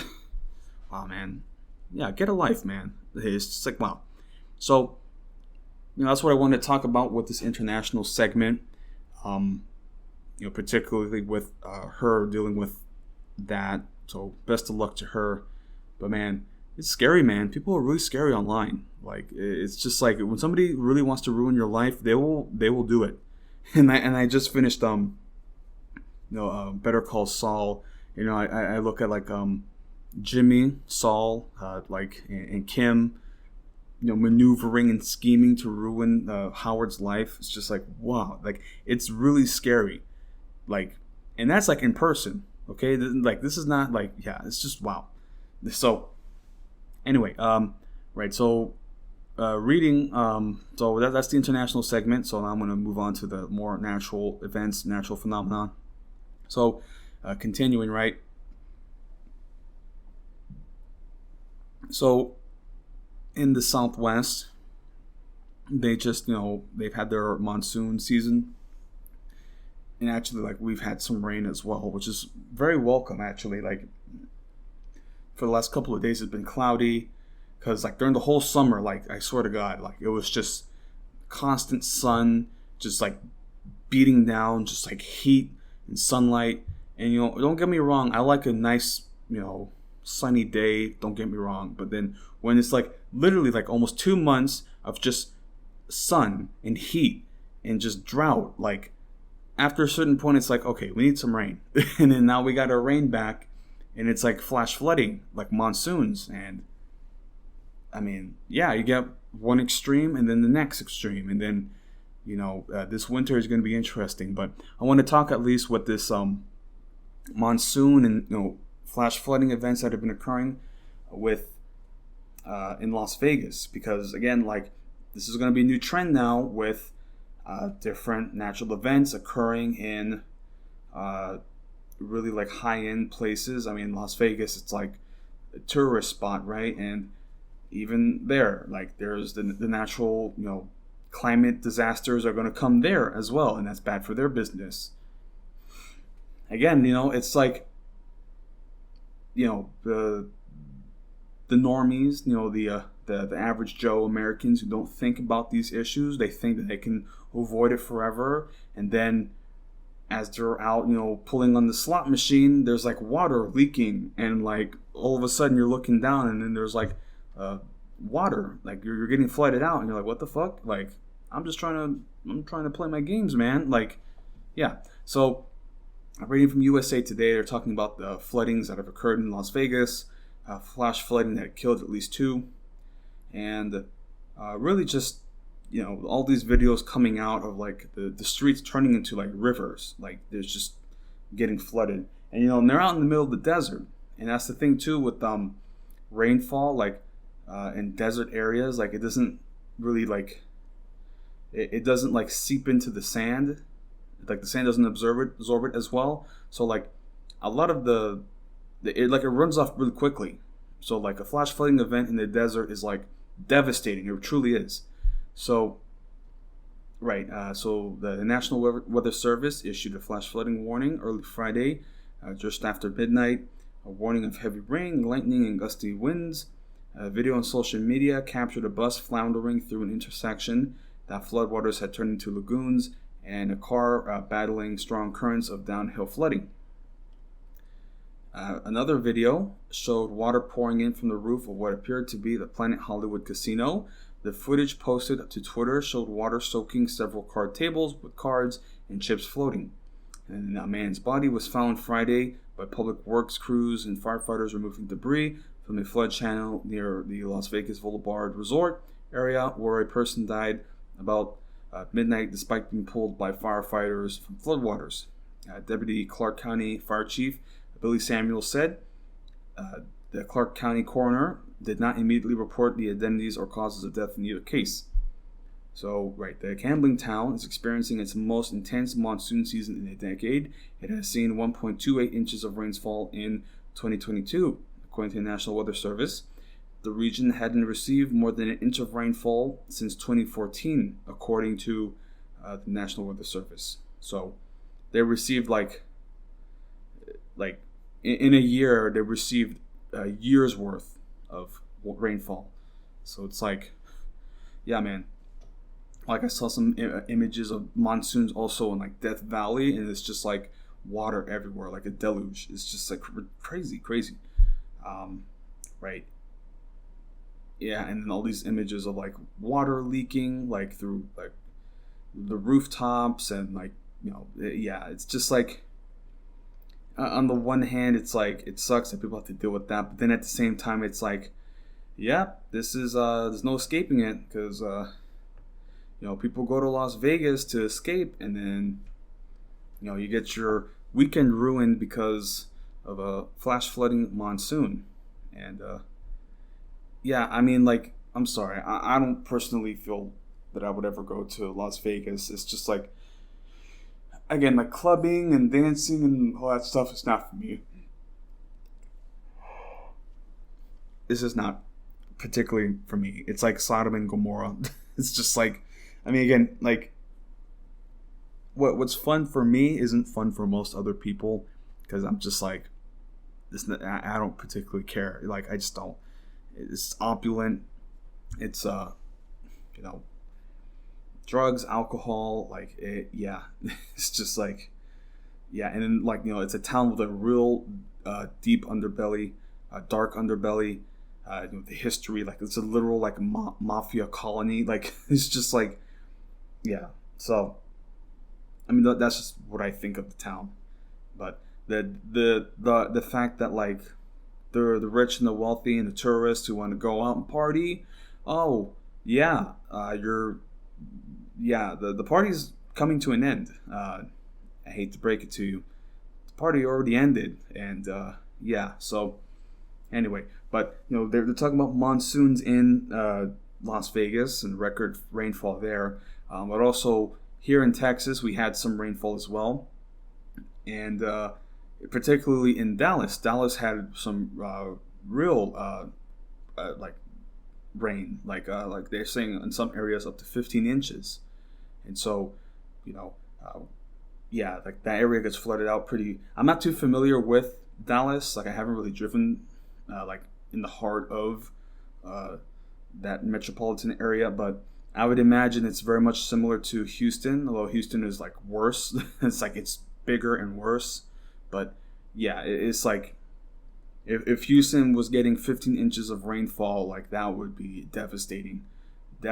So, right. So I'm reading from AccuWeather about this. They're saying that this is the highest 24-hour period of rainfall in nearly 90 years, and at least one person has died.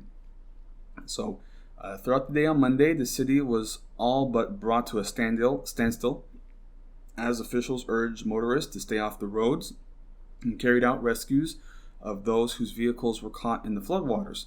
Monday evening, Dallas County Judge Clay Jenkins reported that a 60-year-old woman was killed when her vehicle was swept away in the flooding.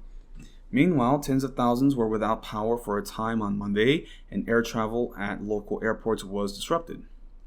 The heavy rain began under the dark of night on Sunday. Flash flood warnings issued in parts of Dallas late Sunday quickly gave way to nearly 10 inches of rain in a short period of time near the downtown area, creating submerged roadways and forcing water rescues throughout the area.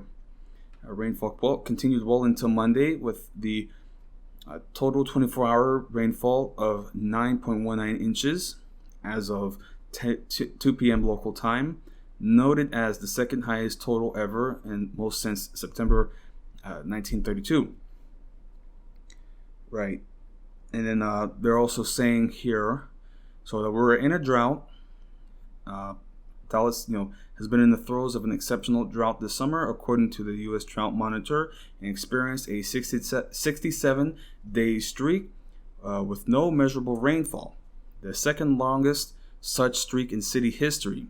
That streak ended on August 10th, but drought conditions as well as unusually hot weather have persisted until the deluge that occurred Sunday into Monday.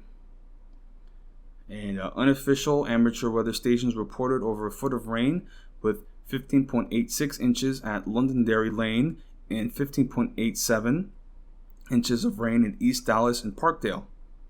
So, quote, just reading from a meteorologist, quote, with rain falling so quickly onto an area with many roads and other hard surfaces that cannot soak in water, that is a combination that we've seen lead to incredible damaging urban flooding, AccuWeather meteorologist Andrew Johnson Levine said.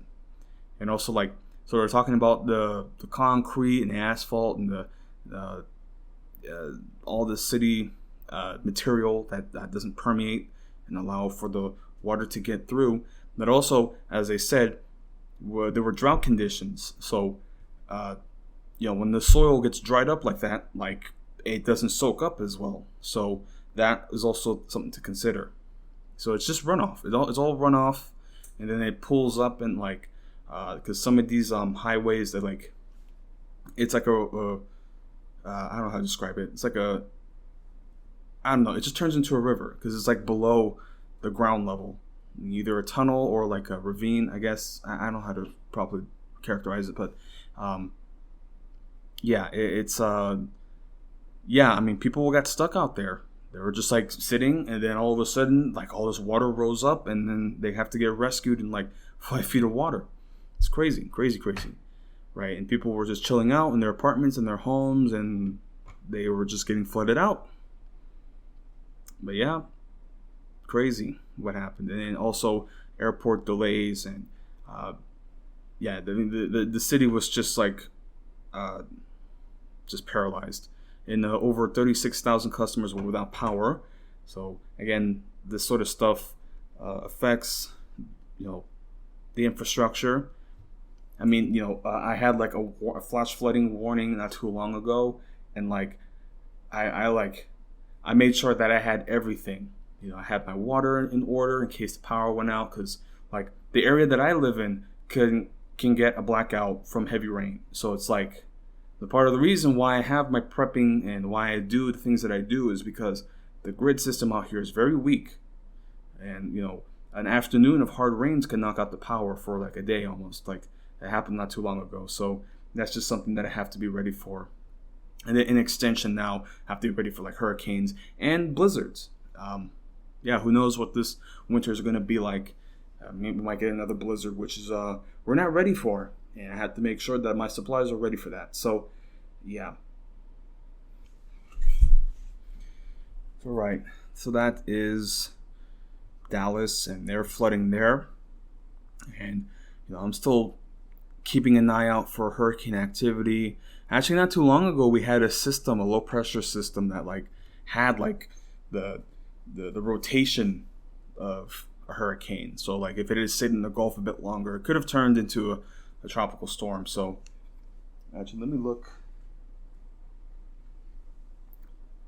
real quick in the radar to see if there's any activity.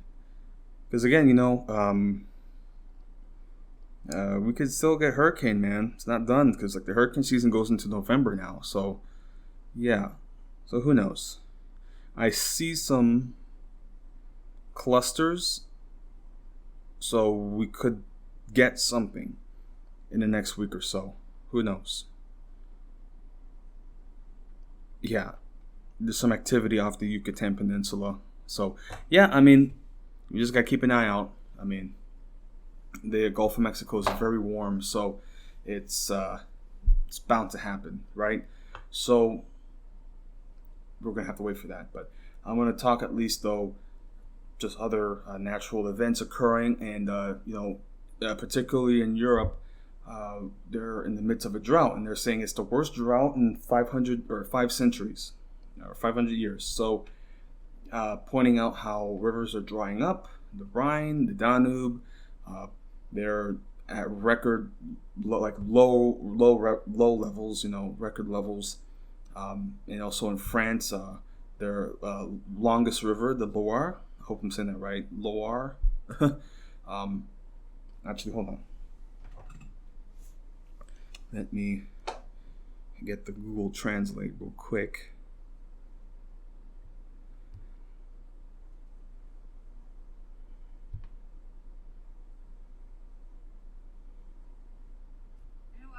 Loire. The Loire River. Right. It's like basically just dried up. And that's the thing with Europe too. Like we have records. And so something like this has never been recorded. This river drying up. So like this is the first time ever in recorded history that this is happening. All right. And because if something like this happened in the medieval period, like it would have caused a catastrophic famine. I mean, like there were I was reading something about these stones in Germany that have these markings, and effectively what it is that the markings are like a warning. So like if they're saying like oh, if you see me, you should cry, because that means that it's going to be a particularly bad harvesting season. So it kind of just shows that the situation that we're at. It's so interesting when you see like markings or warnings from the past that are just like prophetic almost. Like this reminds me of a story also in the Japan earthquake in 2011, that there was like a stone marker effectively saying do not build homes below this stone. And what a surprise, all the houses below that were wiped out by the tsunami. So it's like people know they leave something behind for a reason. So it's like, hey, like don't build there, and then people build, and it gets wiped out. It's just, yeah. But this sort of thing with the rivers drying up and the stones talking about, if you see me, you should cry, because you're gonna lose a lot of food. Like, yeah. So yeah, the Loire had dried up, and This has not been recorded before. Also, rivers in Italy, the Danube, the Rhine, and they're also talking about the Yangtze as well. So this is not just Europe.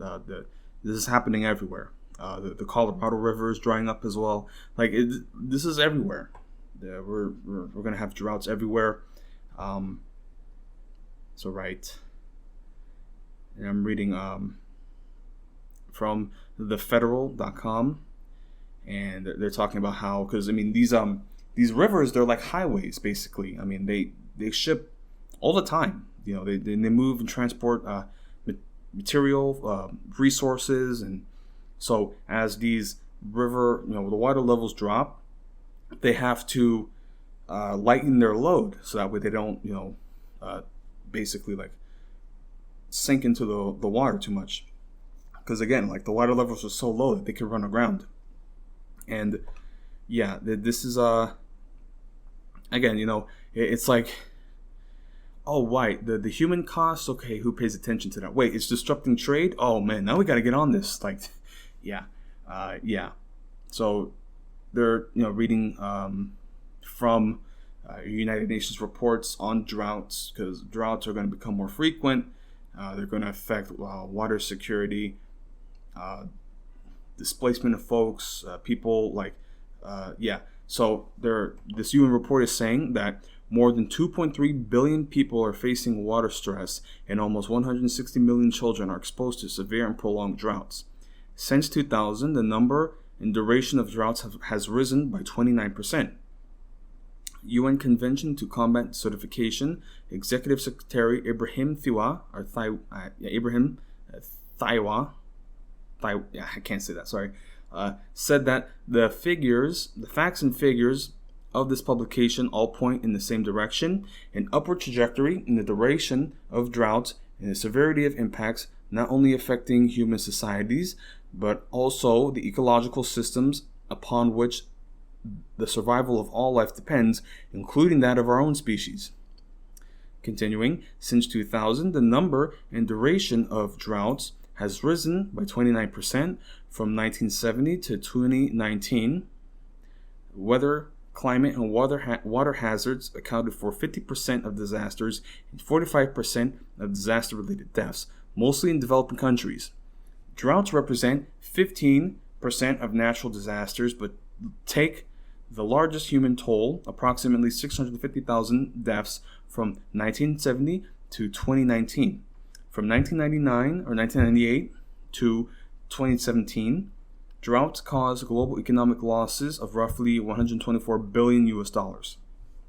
Again, we gotta put it in the dollar amount, okay? Because that's what people pay attention to, right? So these are the estimates that they have. So by 2030, an estimated 700 million people will be at risk of being displaced by drought. By 2040, an estimated 1 in 4 children will live in areas with extreme water shortage. By 2050, droughts may affect over 3/4 of the world's population, and an estimated 4.8 to 5.7 billion people will live in areas that are water scarce for at least 1 month each year, up from 3.6 billion today. And up to 216 million people could be forced to migrate by 2050, largely due to drought in combination with other factors, including water scarcity, declining crop productivity, sea level rise, and overpopulation. So, yeah, it's going to get ugly, just to say the least. It's going to get really bad, and yeah, it's just, man, it's really horrific to think about the level that the West is going to go to, because again, they're saying that people in developing countries are going to flee to the developed world because the developed world has all the resources that they exploited from the global South. But it's going to get ugly. That's all I have to say there. It's going to get really ugly, and of course, though, it's going to be all these black and brown people moving into white areas, and that's going to really scare white folks, because Lord knows they don't want to mix with, they don't want to get that, gene pool dirty. Yeah, man, it's crazy what's going to happen. So that's that. with the droughts that are occurring in Europe. Also, just another interesting story that's happening because the water levels are decreasing to such a point where the relics of World War II, sunken ships in the Danube River, are being revealed, and like they still have explosives and such. Like this is just like I read somewhere like this is quite the metaphor, isn't it? Like a climate catastrophe, unearthing this ideology, dangerous and brutal ideology. But right, they're talking about in Serbia along the Danube River, they have these hulks of dozens, are saying, of explosive-laden German warships sunk during the war. This is from the Nazi Germany's Black Sea Fleet as they were retreating from the advancing Soviet Union. And I mean, still like because the Danube River is like a serious body of water. Like I was watching a documentary about it, and it's like at some points it's like an ocean. Like that's how like big it is. It really is like it. I would like to they have like the Viking cruise, like river cruise, which wouldn't be the worst thing in the world to do. Of course, I have my reservations about cruise ships, but it would be nice to like just travel up the Danube and just sightsee and such. But anyway, right. So, they're saying here that the water levels have gotten to such a have gotten so low that the Serbian government has to like dredge. So basically, they have to dig up the sediment so that way they can like create shipping lanes, so that way like the ships don't run aground. Yeah, it's pretty serious. And the Serbian government, they're offering funds to remove these ships and also these explosives. So I'm curious if like there's going to be a German company that's going to take up, because I mean like it's their ships, so they should feel obligated to get rid of it. And I mean Germany has like they have expert bomb disposal units, because I mean like they find bombs like today still, like they have to like sometimes like they have to like they can't move it, so they'll just like explode it in a city block. Like so they have experts for this sort of thing, so hopefully they take up that. But that's the droughts that they're dealing with, and other natural phenomena that I've been talking about. And so before I wrap this podcast up, I wanted to talk also about because I've mentioned in passing monkeypox, this new pandemic that we're dealing with, that people are just kind of like again, like some people, they're just like they don't like bad news. So it's like, yeah, I get it, it's important, but I still need to live my life, so and then they get sick. What a surprise. So right, and again, this is not me, because they're talking about this specific case with the man who went to a music festival. So it's not to say that like people who get sick have it coming. It's just the attitude of it, because if you're taking your measures in order and then you still get sick somehow, well, at least you were trying. Okay, at least you're doing your best, and nothing is 100%. The only reason really I've been able to avoid getting sick is because I completely isolate myself. I don't go out. Like I have like one lecture class, and I'm like, man, should I go and like wear a mask, or it's like there's so many considerations just for this one class. And again, like like if I wear my mask, are people going to be put off by that? Oh man, who knows? So it's like, it's an internal debate. I'm gonna have to, because I have to go tomorrow to class and have to see. But but talking at least with this specific case, because they're spreading this idea that monkeypox is a sexually transmitted disease. Now, it can be spread through sexual activity, but it is not a sexual disease. So they're talking about how this man, he went to a uh, a music festival, and of course there were, he was dancing and just, partying and such. And like what they're saying is that nobody was visibly infected. Yeah, nobody was really visibly infected. And yeah, I mean, it's just like slightly brushing up on somebody could get you infected. Like it really, yeah, it can spread skin to skin, what they're saying, as well as intimate sexual activity, hugging, massages. I mean, yeah. So yeah, they're just making comments about this. But I was talking about teachers, right, having to deal with everything that's going on, and monkeypox in schools with these kids. Man, like I'd be terrified. Like, holy shit. Like, kids are like, they're walking petri dishes, man. Like, oh my god.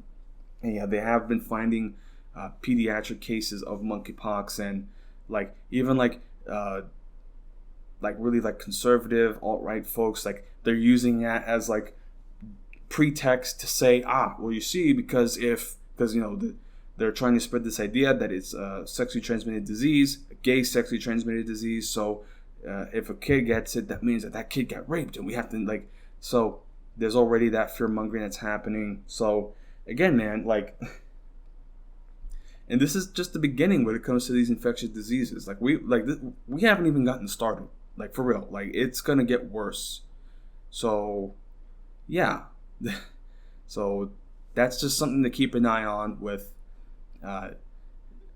just our pandemics that we're going to deal with and have to deal with, and it's going to be a strain on our healthcare system, our hospital systems, and yeah, man, like it's a pretty dangerous time. It really is. A lot can happen. I mean, millions of people have gotten sick from this, from COVID, and this is like a serious breakout. Again, like the United States in tradition, where we have the largest share of we have the largest share of monkeypox infections. We have the largest share of COVID infections, COVID deaths. So yeah, it's gonna get bad. This is gonna get really bad out here because people they live in alternate reality. They just, oh no, I'm invincible. I'm not gonna get sick. You're like, dude, seriously, man. Like a zombie apocalypse out here would like, yeah, it's just so crazy. Like people would say, like there are people who are seriously walking out with the blisters, the monkeypox blisters, and they're just going about their life. Like, dude, like, and like when I think about working out at gyms, it's like, fuck, like, I have to wipe down everything. Like this is why I like to work out at home in my space. Although like I only have like dumbbells, so it's mainly like calisthenic work. But like it's just like I have to like really seclude myself because it's just, you don't know if you're gonna get sick, and then people of course are gonna say you're a germaphobe. But it's like, bro, like none of you took this seriously, and what a surprise! Like my whole family got sick from this.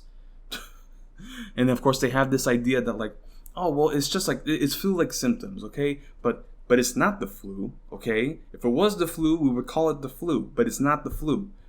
COVID is going to have very different effects on our bodies, our DNA. Already, like, cognitive decline is a very real thing now. Brain fog, like, dude, like I could not imagine, like, having to deal with long COVID. That must suck. Like some people are seriously like, it's already like been like years, like this pandemic has already been going on for like 3 years, and people who got sick at the start of it, like they're not fully recovered because they're struggling with this terminal. It's like a terminal disease, and they've been infected. Their DNA has been affected. Oh no, but you see, vaccinations and mRNA, that's gonna that it's like, stop, okay? I don't like I made an announcement on my Twitter because like some people were like, oh, you're not backing the science, you're just a sheep. And I'm just like, you know what, if you're anti-vax, please don't follow me, because that's like one thing that I'm not gonna touch, okay? because I take my shots, nothing has happened to me. Okay, so that's just what I'm gonna do. Like, there were some people that I was like acquainted with, like, you know, acquainted with, talking and about the vaccination, and even they were like talking about their apprehension. So I'm like, this propaganda, this anti-vax propaganda, has permeated to such a degree where, like, it's like when there's like a real serious disease that like kills, like, say like a quarter of its infections, like, it's like we're fucked. That's all I have to say. I mean, we got hit pretty hard with COVID, and then something is going to come that's really going to mess us up, and that's going to be it. So we have too much right now. Again, I was talking about civil war, but it's like just complete and utter collapse and breakdown, because we have these economic issues that are drowning workers. We have these political extremism, calls for violence. I